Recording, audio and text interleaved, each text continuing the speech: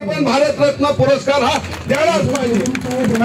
हा समाज असा आहे की ज्या वेळेस आम्ही कुठल्याही इलेक्शनला उभारतो, जिल्हा परिषदेला मी ज्यावेळेस उभारलेलो होतो, आमदारकीला उभारलेलो होतो, रवी आपल्या समाजातल्या आमच्या महिला माता भगिनी ज्या आहेत त्या आमच्या पेट्या पुसतात आणि त्यानंतर मतदान चालू होतं। एवढा हा शुभ संकेत असणारा हा समाज आहे। या समाजाचा हात तुमच्या असणाऱ्या अस्तित्वाला, तुमच्या भवितव्याला लागला तर निश्चितपणे भवितव्य कुठल्याही असणाऱ्या क्षेत्रामधलं त्या असणाऱ्या माणसाचं किंवा बंधू भगिनीचं उज्ज्वल असतं, अशी आख्यायिका आहे। म्हणून आदरणीय महाजन साहेब, माझी आपल्याकडनं कळकळीची विनंती आहे। आता मला मगाशी म्हणले मी मराठा आहे, मी कधी मराठा म्हणून तुमच्याकडे बघितलेलं नाही। माझ्यासाठी मानवता ही सगळ्यात मोठी जात आहे आणि त्या मानवतेच्या जातीच्या दृष्टिकोनातून बघून जे जे उपेक्षित आहेत, जे जे वंचित आहेत, जे जे अधपतित आहेत, जे जे उपेक्षित आहेत, त्या उपेक्षित वर्गामध्ये सगळ्यात जास्त तुमचा असणारा वर्ग आहे। त्यामुळे त्याचं उत्थापन व्हायला पाहिजे, त्याचा असणारा वर्ग जो आहे तो वाढायला पाहिजे। यासाठी आदरणीय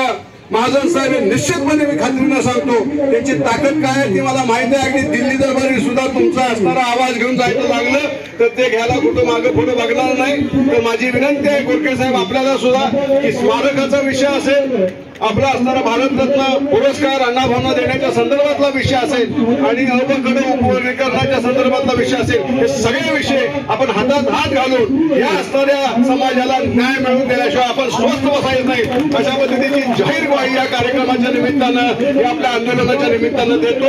थांबतो। जय हिंद, जय महाराष्ट्र, जय लहुजी वस्ताद, जय अण्णाभाऊ साठे।